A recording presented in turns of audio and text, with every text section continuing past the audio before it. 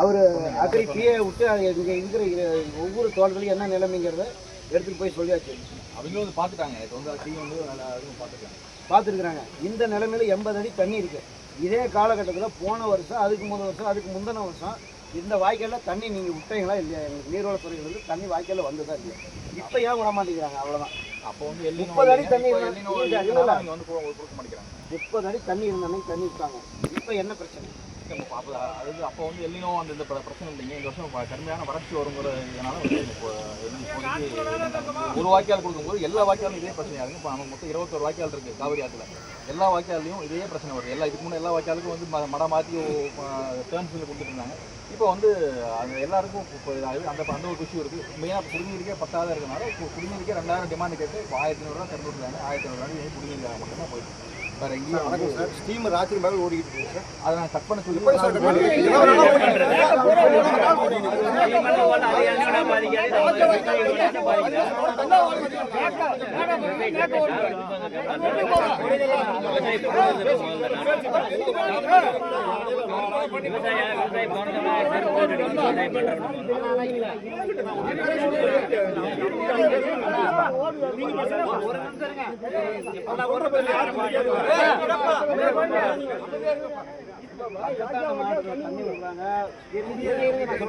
தண்ணி விடுறாங்க, அதெல்லாம் நம்ம தண்ணி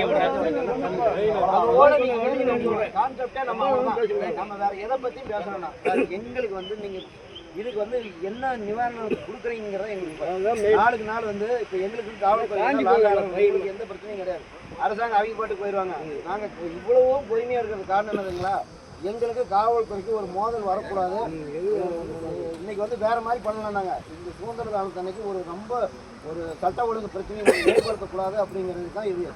இந்த நிலைமையை நீங்கள் எடுத்து மேலே சொல்கிறோங்க. எல்லாத்தையும் நாங்கள் வந்து தெரிஞ்சாக இருக்கோம். என்ன சொல்ல தான் போகிறோம். மேலே முடிவு பண்ணுங்க. நாங்கள் எங்கள் லெவலில் நாங்கள் முடிவு பண்ணி யாரு? நாங்கள் தான் எம்எல்ஏவும் தேர்ந்தெடுக்கிறோம், எம்பியும் தேர்ந்தெடுக்கிறோம். நாங்கள் தான் எல்லாமே மேலடா. எங்களுக்கு மேலிடம் எங்க இருக்காங்க? மக்களுக்காக தான் சட்டமே.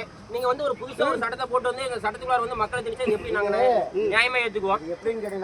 80 அடி தண்ணி வச்சுக்கிட்டு மேட்டூர் அணையில இருந்து நீங்க ராஜா வாய்க்கால் தண்ணி திறந்து விடணும்னா இந்த ராஜா வாய்க்கால் நம்பி இருக்கிற 20,000 விவசாயிகள் என்ன பண்ணுவாங்க? 20,000 ஏக்கர் விவசாயிகள் தான். 20,000 ஏக்கர் விவசாயிகள் இருக்காங்க. ஒவ்வொரு ஏக்கருக்குமே வந்து 15 லட்சம் ரூபாய் வந்து இன்வெஸ்ட்மெண்ட் பண்ணிருக்காங்க வெற்றிலைக்கு. ஒரு நாளைக்கு கூட மழை வர நேரத்தில் அந்த கொல்லிமலை சைடில் மழை பெய்யும். இயற்கை வந்து எதுவுமே வரங்காட்டியுமே நீங்களே குடிநீர் பஞ்சம் வரும், அதுக்கு பஞ்சம் வரும், இதுக்கு பஞ்சம் வரும், அப்படி வரும், இப்படி வரும்னு யோகத்தின் அடிப்படையில் இதில் இப்போ இருக்கிற இனிமேல் நாங்கள் என்ன சொல்கிறோம்? இருக்கிற பயிருக்கு தண்ணி விடுங்க. நாங்கள் இனிமேல் புதுசாக ஏதாவது பயிர் வச்சா கேளுங்க. நாங்கள் அதுக்கே போகல. இருக்கிற பயிரை காப்பாற்றி வெளியில் கொண்டு வரதுக்கான வாய்ப்பு ஏற்படுத்தி கொடுங்க அப்படிங்கிறது எங்களுடைய பிரதான தட்டுப்பாடு வருதுங்களா? அதுதான் சொல்றேன். நாங்கள் வந்து சார் மேலே இருந்து இந்த மாதிரி தகவல் வராது. நாங்கள் இன்னும் 2 மணி நேரம் எங்களுக்கு நல்ல தகவலை கேட்டு சொல்லுங்க. இல்லைன்னா நாளைக்கு 3 மணிக்கு இந்த மாதிரி இன்னும் பல மடங்கு வரும் கும்பல் நெடுஞ்சாலையில் உட்காந்துருவோம். நாளானைக்கு சட்டமன்றத்தில் எல்லா எதிர்கட்சியும் பேசுகிற மாதிரி நாங்கள் தமிழக முதல்வருக்கு உங்களுக்கு செய்தி வந்து அப்புறம் ஏன் வந்து நீங்கள் இவ்வளோ தண்ணி வச்சுக்கிட்டு திறந்துகளை ஏன் அரசு கெட்ட பேர் ஏற்படுத்தீங்க எல்லாமே உருவாக்க வேண்டாம். தெரியலப்பா. ஒரே விஷயம் நாளைக்கு வருவாங்க. நாளைக்கு வந்து சட்ட ஒழுங்கு பிரச்சனை வந்துச்சுன்னா நாங்க பொறுப்பேற்க மாட்டோம். முடிஞ்சு போயிடலாம். கதையே முடிஞ்சு போயிடும். 80 அடி தண்ணி வச்சுட்டு நீங்க தண்ணி கொடுக்க இருக்கிறது வந்து எங்களை வந்து பழி வாங்குற நோக்கமா இருக்குது. இந்த அரசுக்கு நீங்க கெட்ட பேர் பண்றீங்க. இல்ல அதிகாரிகள் நீங்க வந்து மேல இருக்கக்கூடிய அதிகாரி அரசுக்கு வந்து நீங்க தவறான புரிதலை கொடுக்குறீங்க. 80 அடி வச்சுட்டு நீங்க தண்ணி கொடுக்க மாட்டேங்கிறீங்கன்னா அப்ப எவ்வளவு அடி தண்ணி இருந்தா தான் எங்களுக்கு கொடுப்பீங்க? 36 அடியில தண்ணி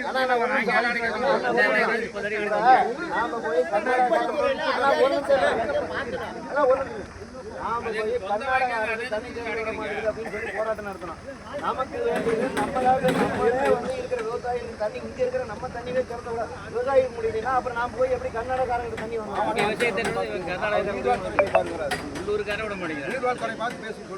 இங்க பாருங்க, நாங்க ஜூஜுவாடியில கர்நாடகாட்டிலிருந்து தண்ணி உரிமை தண்ணீரை வந்து பெற்றுக் கொடுக்கணும்னு சொல்லி போராடி இருந்தோம். 3 மாசம் ஜூன், ஜூலை, ஆகஸ்ட் இந்த 3 மாசத்துக்கு உரிமை தண்ணீர் வாங்கியிருந்தா எங்களுக்கு 86 டிஎம்சி தண்ணி வந்திருக்கும். இன்னைக்கு 40 டிஎம்சி தண்ணி இருக்கு அப்படிங்கும் போது 86 வந்துருதுன்னு இன்னைக்கு அணையே நிரம்பி இருக்கும். அப்படி இருக்கக்கூடிய சூழ்நிலை நீங்க கர்நாடக அரசு இருந்து உரிமை தண்ணீரை கேட்க மாட்டேங்கிறீங்க. அப்ப யாரு கேட்பா? நாங்க விவசாயிகள் நாங்க போய் ரோட்ல இறங்கி போராடுறோம். அதுக்கு வந்து காவல்துறை வந்து சட்ட ஒழுங்கு பிரச்சனை வருதுன்னு எங்களுக்கு கைது பண்ணி கொண்டு போய் மண்டபத்தில் வைக்கிறாங்க. இங்க மேட்டூரில இருந்து எங்க ராஜவாய்க்காலுக்கு தண்ணி கேட்டா அதுக்கும் வந்து காவல்துறை வராங்க அப்படின்னா அப்ப என்ன விவசாயிகளுக்கு காவல்துறைகளுக்கு நீங்க வந்து என்ன சண்டை இது கொண்டு வரீங்களா? இல்ல இந்த தமிழகத்துல வந்து சட்ட ஒழுங்கு பிரச்சனை வரணும், இந்த ஆட்சிக்கு ஒரு கெட்ட பேர் ஒண்ணு இது நினைக்கிறீங்களா? ஏன் நீர்வளத்துறை அமைதியா இருக்கிறீங்க? அதுக்கு காரணம் சொல்லுங்க. நீங்க அமைதியா இருக்க விவசாயிகள் மத்தியில மிகப்பெரிய ஒரு கொந்தளிப்பு தான் ஏற்படும். யாராச்சும் அப்படிதான் உங்களுக்கு அழுத்தம் கொடுத்து எங்களுக்கு தண்ணி குறைஞ்சு விட வேண்டாம்னு சொல்லி யாராச்சும் அதிகாரிகள் மஞ்சள் சொல்லிட்டாங்கன்னா அப்படி சொல்லிருங்க. இவர் சொல்லிட்டாருங்க, தண்ணி விட வேண்டாம்னு சொல்லிட்டாருங்க, அப்படி சொல்லிருங்க. அப்படின்னு சொல்லி பாத்தீங்கன்னா அடுத்த தேர்தலில் எங்களுக்கு வராத ஒண்ணு போயிடாதுன்னு